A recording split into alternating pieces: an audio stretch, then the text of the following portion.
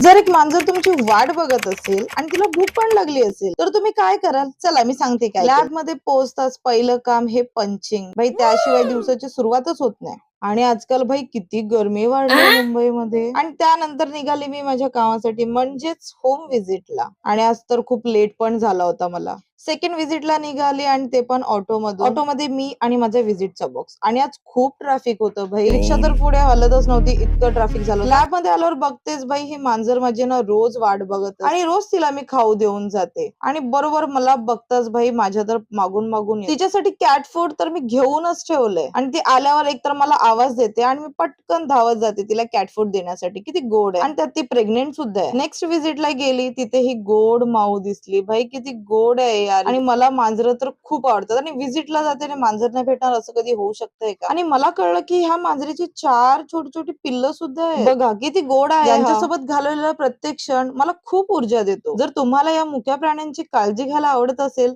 तर व्हिडिओला नक्की लाईक करा आणि चॅनलला सबस्क्राईब करा. चला भेटूया पुढच्या व्हिडिओमध्ये. बाय.